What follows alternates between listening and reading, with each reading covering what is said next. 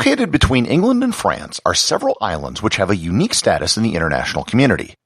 They aren't part of any country, nor are they a territory of a country. They share the same monarch as the United Kingdom, but are not part of the Commonwealth. Learn more about the Channel Islands, the Bailiwick of Jersey and the Bailiwick of Guernsey on this episode of Everything Everywhere Daily.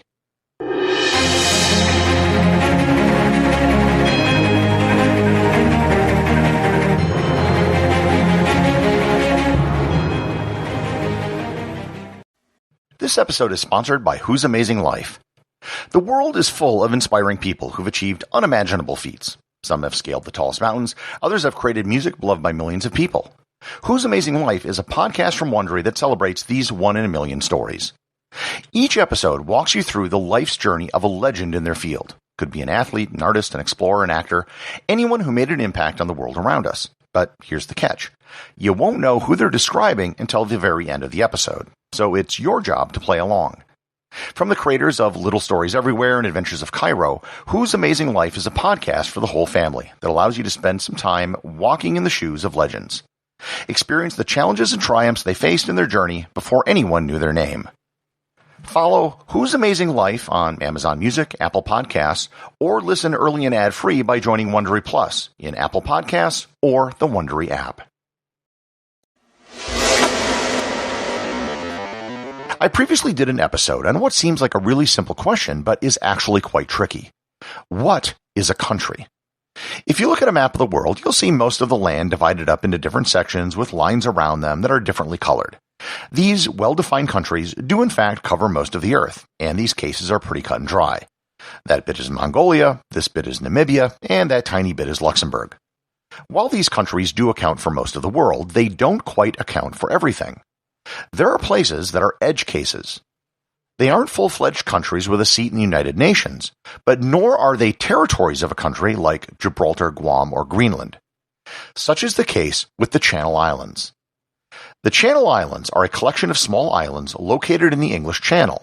They sit just north of Normandy and are far closer to the French coast than they are to England. If you looked at a map and didn't know any better, you would assume that they were part of France, but they're not. The Channel Islands consist of two separate jurisdictions, the Bailiwick of Jersey and the Bailiwick of Guernsey. If you've ever heard of the American state of New Jersey and ever wondered where Old Jersey was, well, it's off the coast of France. The name New Jersey came from a bailiff of Jersey who was given a grant of land by King Charles II. Likewise, you may have heard of a breed of cow called a Guernsey. The Guernsey comes from the island that bears its name. Jersey is the southernmost of the two bailiwicks, and Jersey is the only populated island in the bailiwick with a population of about 106,000. The Bailiwick of Guernsey is to the north. The main island of Guernsey is the largest with a population of 63,000, but there are a few other small populated islands as well. Alderney has a population of 2,000, Sark has a population of 600, and Herm has a population of 60. Politically, the Channel Islands are considered to be crown dependencies. The only other crown dependency is the Isle of Man, which will be the subject of another episode. As a crown dependency, they are not part of the United Kingdom. They have no representation in Parliament. However, they are also not territories of the United Kingdom, such as Gibraltar, the Falkland Islands, or St. Helena. They are also not sovereign countries.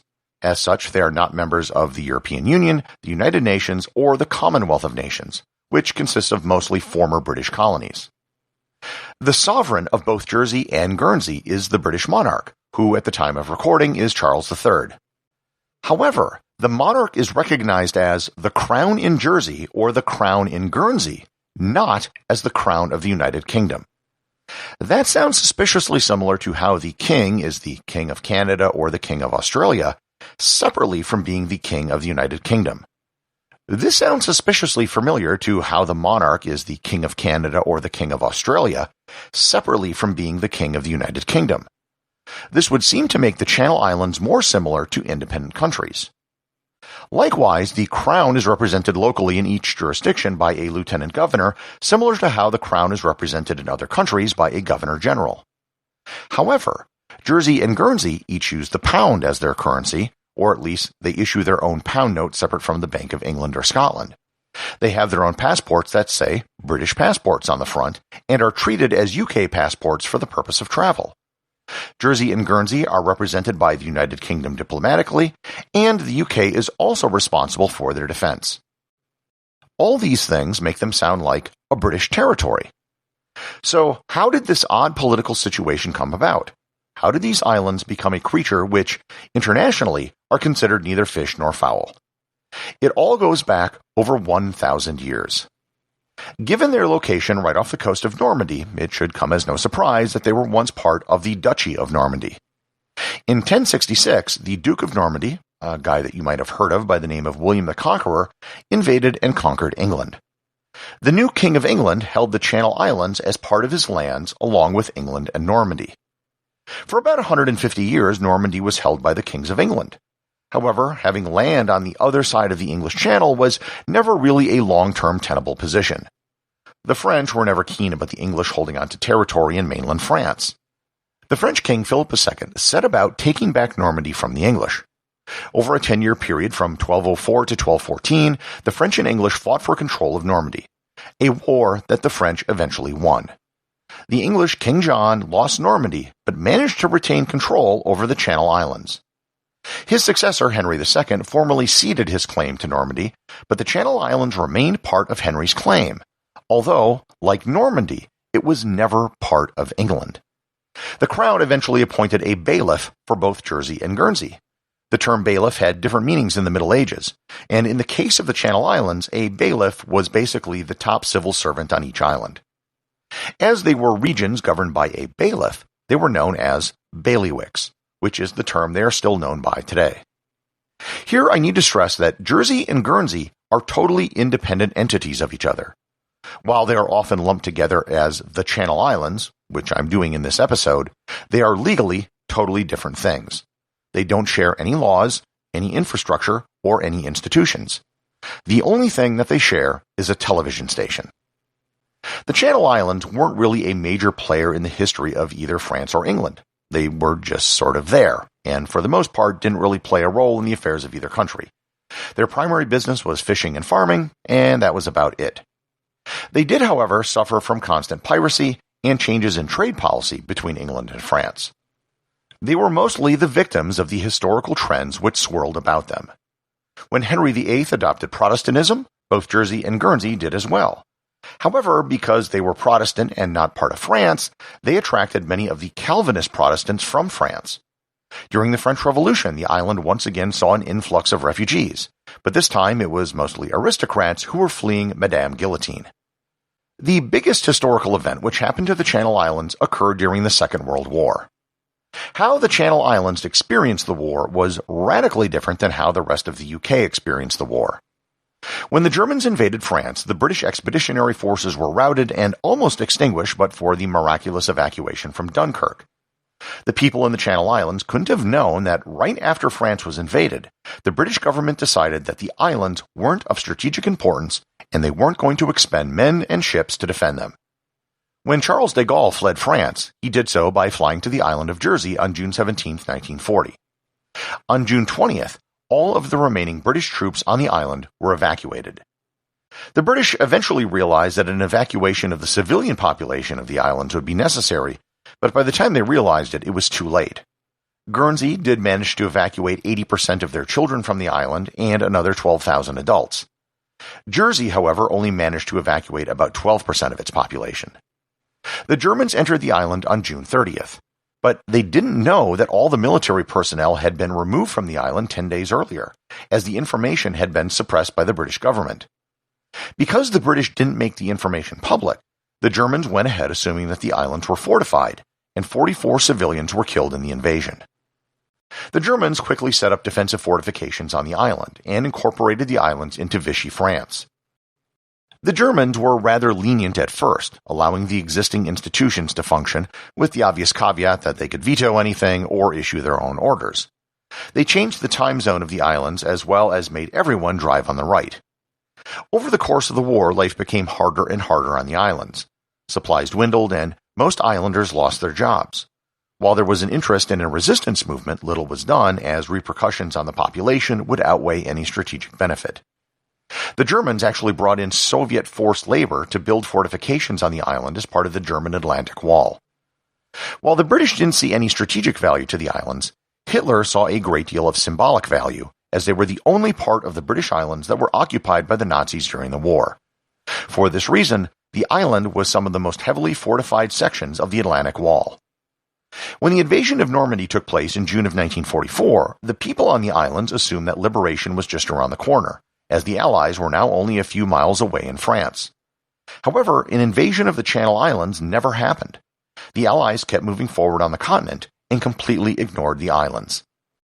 The winter of 1944 and 1945 was the worst of the war, and famine would have broken out for both civilians and the German occupiers had it not been for Red Cross ships that brought in supplies.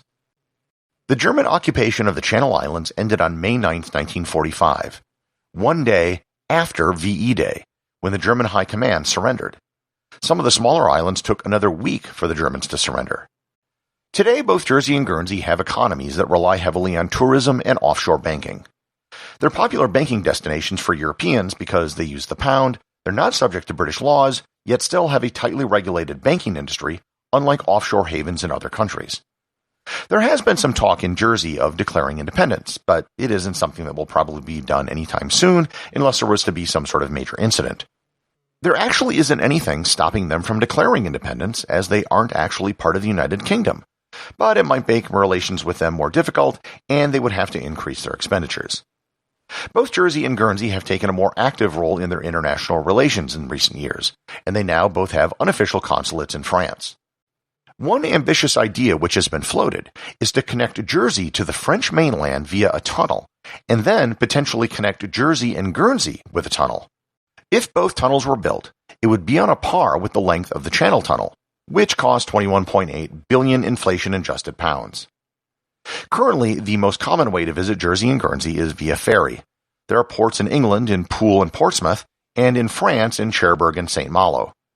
I took the ferry from Portsmouth back in 2014, and it was the worst boat experience of my life. We had extremely rough seas, and about half of the passengers were vomiting on the way over. I felt really sorry for the crew that had to clean the ship. And you can fly there as well. It's a 1-hour flight from London. That being said, both Jersey and Guernsey are like visiting a small town in England, but with their own unique quirks.